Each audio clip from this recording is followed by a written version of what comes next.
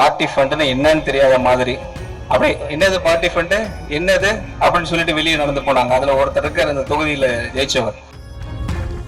வரப்போற சட்டமன்றத்துல செஷன்ல நீங்க கண்டிப்பா பாப்பீங்க, ஒரு தனியா ஒரு அறிக்கை ரெடி பண்ணிட்டு இருக்கிறோம், ஒரு ஆடிட்டிங்.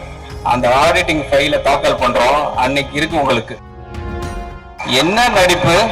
எங்க தலைவரே அந்த நடிப்பை விட்டுட்டு வந்துட்டாங்க. நீங்க என்ன நடிக்கிறீங்க? இங்க 2 தொகுதி மிஸ் ஆயிடுச்சு. அது என் மனசுல ரொம்ப உறுத்தலாவே இருக்கு. நாங்க இந்த நார்த் சென்னை இங்க முதலமைச்சரா இருக்கட்டும், தேர்தல் மேலாண்மை பொதுச் செயலாளராக இருக்கட்டும், நானா இருக்கட்டும், அவர் விஜய் தாமுவா இருக்கட்டும், இல்ல உங்க பல்லவியா இருக்கட்டும், இல்ல செந்தில்குமாரா இருக்கட்டும், இல்ல மாதவரம் இருக்கட்டும், அவரா இருக்கட்டும், எல்லாம் இங்க இருக்கிறோம். இங்க 2 தொகுதி மிஸ் ஆயிடுச்சு. அது என் மனசுல ரொம்ப உறுத்தலாவே இருக்கு. அந்த உறுத்தல வரப்போற நாட்களை நம்ம செஞ்சு ஆகணும். அது ஏன்னா நான் வருத்தப்பட்டது உண்டு. இந்த சட்டமன்றம் 3 நாள் முன்னாடி ஒரு லாஸ்ட் செஷன் நடந்துச்சு, ஒரு 3 to 4 days. ஒரு மனசாட்சியே இல்லாதவங்க மாதிரி ஒருத்தர் பிஹேவ் பண்ணுவாங்க இல்லையா, அதை நான் பார்த்தேன். எதுவுமே நடக்காத மாதிரி, பார்ட்டி ஃபண்டுன்னு என்னன்னு தெரியாத மாதிரி, அப்படியே என்னது பார்ட்டி ஃபண்டு என்னது அப்படின்னு சொல்லிட்டு வெளியே நடந்து போனாங்க. அதுல ஒருத்தர் இருக்கார் இந்த தொகுதியில ஜெயிச்சவர்.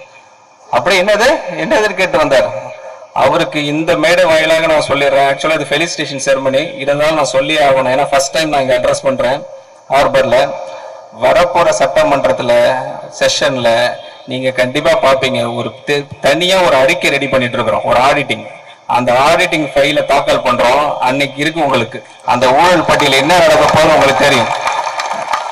என்ன நடிப்பு. எங்க தலைவரே அந்த நடிப்பை விட்டுட்டு வந்துட்டாங்க. நீங்க என்ன நடிக்கிறீங்க? மரியாதை இல்லாம முதல்ல பேச கத்துக்காதீங்க. முதல்ல மரியாதைன்னு என்ன தெரியல, உங்க வளர்ப்பு அப்படி இருக்கு. எங்க தலைவர் ஒரு வார்த்தை அப்படியே அமைதியா அழகா ரெஸ்பான்சிவா ரெஸ்பெக்ட்ஃபுல்லா பேசுற தலைவர் எங்க தலைவர். எங்களுக்கெல்லாம் அப்படிதான் ட்ரைனிங் கொடுத்திருக்காரு. எங்க பொதுச் செயலாளர் பேச்செல்லாம் பாருங்க, பொறுமையா பேசுவாங்க, அழகா பேசுவாங்க, கேட்கறதுக்கு இனிமையா இருக்கும். நீங்க பேசுறீங்க, ஒரு பேச்சும் சிங்குலர்ல பேசுறீங்க. நீங்க என்னதான் அப்படி எங்களை டெம்ப்ட் பண்ணாலும் நாங்க அப்படி பேச போறது இல்லை. ஏன்னா நாங்க ஒரு கோட்பாட்டுல வளர்ந்துருக்கேன். நான் சின்ன வயசுல இருந்து எப்படி எங்க அம்மா கஷ்டப்பட்டு ஒரு தமிழ் மீடியத்துல இருந்து ஒரு இங்கிலீஷ் மீடியம் படிச்சு எங்களை வளர்த்தாங்களோ, நான் எஜுகேஷன் இன்ஸ்டிடியூஷன் ஸ்டார்ட் பண்ண பார்த்து என்னோட father in law Thiru JPR அவர்கள் 1988 ஒரு இன்ஸ்டிடியூஷன் ஆரம்பிச்சு அங்கேருந்து படிப்படியா ஒரு இன்ஜினியரிங் காலேஜ் உருவாக்குன மாதிரி என் வாழ்க்கையில ஒரு கோட்பாட்டோட இருக்கிறேன். Self belief, self discipline, self respect, இந்த 3 தான் என்னோட வாழ்க்கை, இந்த அடிப்படை. ஸோ முதல்ல மனிதனை மனிதனாக பார்க்கணும். உங்களையும் நாங்க மனிதனா தான் பாக்குறோம். ஆனா ஒரு அளவு இருக்கு, ஒரு அளவு கோல் இருக்கு. அதுக்கு மேல நீங்க பேசுனீங்கன்னா எங்களுக்கும் பேச தெரியும். அதை நாங்க வேற பேசுவோம், இப்படி பேச மாட்டோம்.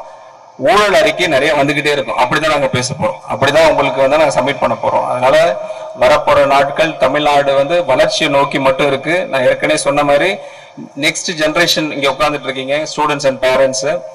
இந்த ஸ்டூடெண்ட்டுக்கு சொல்றது ஒண்ணுதான், அகைன் திருப்பி சொல்றேன், கரப்ஷன் இல்லாத தமிழ்நாட்டுல நீங்க வாழ போறீங்க. 100% கேரண்டியா இருங்க.